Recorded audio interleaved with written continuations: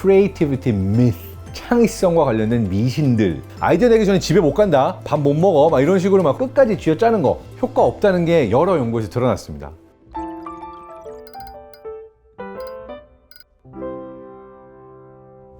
뚜둥뚜둥. 안녕하세요, 뇌과학 박사 장동선입니다.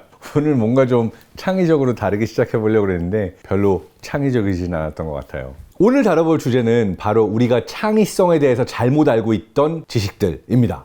이게 아주 따끈따끈하게 나온 연구인데요. 바로 2021년 11월에 게재될 논문에서 미리 발표한 내용을 제가 읽어서 왔습니다. 바로 이름하여 Creativity Myth, 창의성과 관련된 미신들, 이런 논문인데요. 자, 일단 여러분이 제대로 알고 있는지 아닌지 테스트 한번 하고 시작해 봅시다. 다음의 질문에 대해서 맞는지 틀리는지 OX로 한번 답을 주세요. 첫 번째, 어른보다 아이가 더 창의적이다. 아, 그분이 오셨다. 내가 막 창의성에 샘솟는다. 뛰어난 창의성을 발휘하기 위해서는 영감이 떠오르는 순간이 중요하다. 세 번째, 엄청 노력하고 쥐어짜서 나온 아이디어보다 듣자마자 제일 처음 떠오르는 아이디어가 가장 창의적이다. 동의하시나요? 안 동의하시나요? 맞을까요? 틀릴까요? OX. 자, 충분히 생각하셨으면 답을 알려드리겠습니다. 어른보다 아이가 더 창의적이다. 그분이 오시는 순간이 중요하다. 처음 번뜩 떠오르는 아이디어가 제일 창의적이다.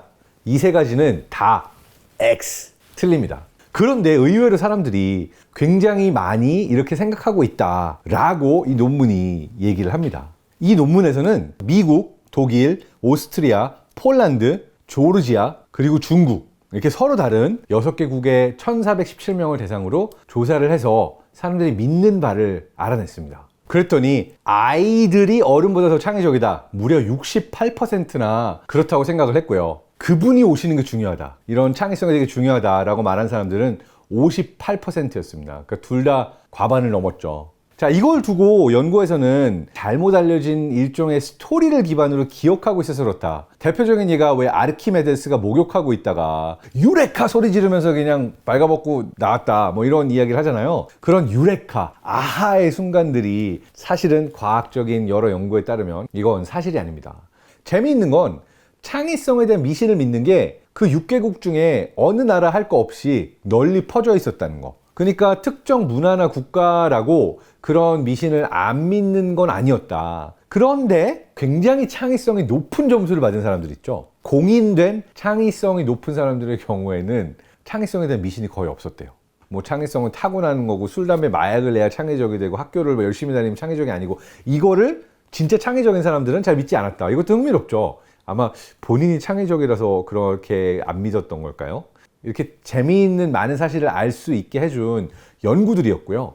자, 아까 문제를 다 맞추셨는지 모르겠는데 기회를 한 번 더 드리겠습니다. 맞는지 틀린지 이번에 빠르게 가겠습니다.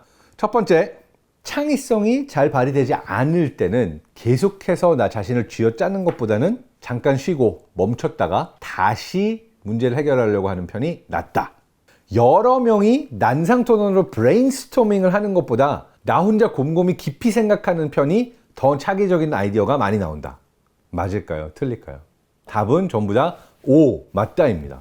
그러니까 뭔가 일이 안 풀릴 때는 쥐어짜는 것보다 잠깐 멈추는 편이 그 다음에 창의적인 아이디어가 훨씬 많이 나옵니다.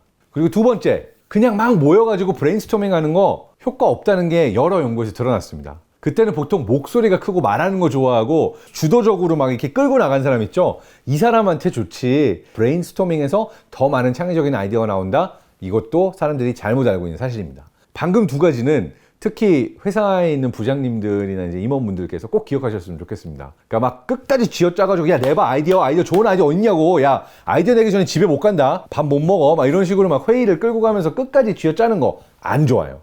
효과 없습니다. 그리고 자, 우리 좋은 아이디어가 필요하니까 브레인스토밍 하자. 이거 역시도 그렇게 효과가 없습니다. 다 사람들이 창의성에 대해서 잘못 알고 있는 미신이다. 정리할 수가 있겠습니다. 자, 그렇다면 창의성이 대체 뭘까요? 사실 창의성은 하나의 완벽한 정의가 존재하지는 않습니다. 그렇지만 일반적으로 말을 할 때 사물을 새로운 방식으로 바라볼 수 있는 능력을 창의성이라고 합니다.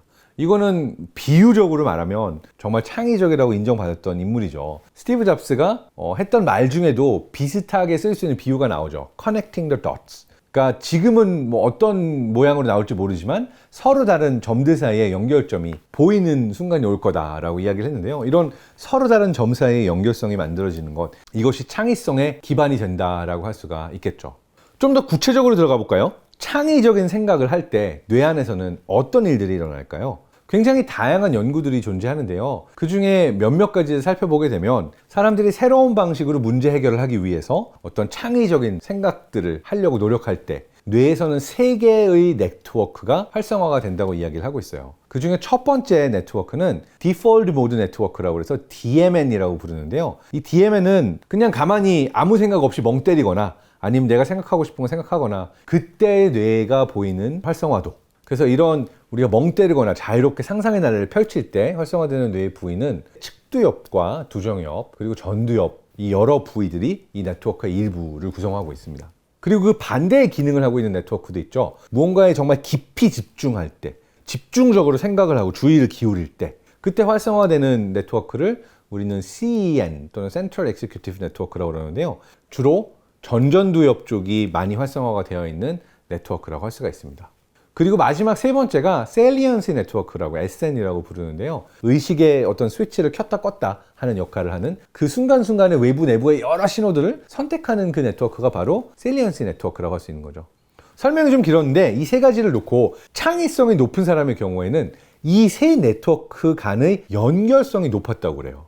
굉장히 흥미로운 건 2가지가 다 필요하다는 겁니다. 굉장히 유명한 한 연구 중에는 이러한 태스크가 나와요.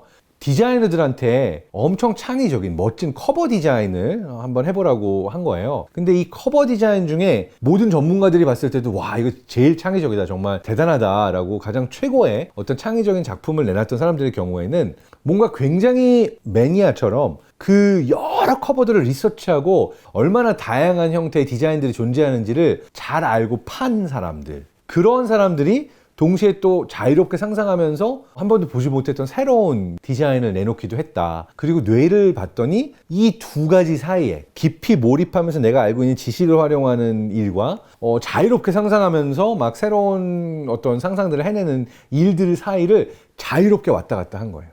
근데 이게 대단한 능력인 게요. 보통 이제 내가 둘 중에 하나만 하게 돼 있어요. 실제로도 그래요. 뇌가 이 에디팅 마인드라고 저는 부르고 크리에이팅 마인드라고 부르는데, 뭔가 창조하는 모드랑 이거를 이제 비판적으로 바라보면서 수정하는 모드랑 실제로 2가지가 다른 네트워크이기 때문에 동시에 이게 안 되거든요. 진짜 창의적인 사람의 경우에는 이 2 모드 사이에 자유롭게 왔다 갔다 하는 능력이 더 뛰어났다라고 연구자들이 얘기하고 있습니다. 우리가 사실 요한 세바스찬 바흐를 보건 모차르트를 보건 세계적인 화가, 작곡가, 예술가 이런 분들을 보더라도 이분들이 정말 강철 같은 의지를 가지고 칼같이 루틴을 잘 지켰다고 그래요. 그러니까 내가 딱 지금부터는 창조 모드야. 난 글만 쓸 거야. 난 지금 작곡을 하는 시간. 이게 매일 아침에 일어나서 똑같은 시간에 항상 이 일을 하는 어떤 습관이 들어져 있을 때 뇌가 지금 창조 모드구나 라고 그 일을 하고, 밥 먹고 들어와서는 지금 수정 모드구나 라고 굳이 나를 그 모드에 들어가기 위해서 노력을 기울이지 않아도 저절로 하게 되는 것. 그래서 대천재를 봐도 이분들이 그런 습관과 노력 없이 창의성이 나오진 않았다라고 하는 것이 수많은 연구들로 뒷받침이 되어 있습니다. 창의성에 대해서 여러분이 잘못 알고 있었던 것이 있었나요?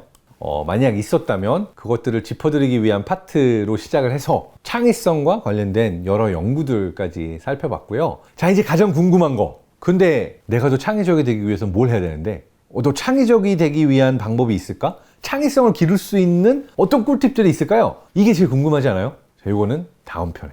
여러분, 지금까지 시청해 주셔서 감사하고요. 창의성과 관련된 팁 다음 편도 꼭 봐주세요. 감사합니다.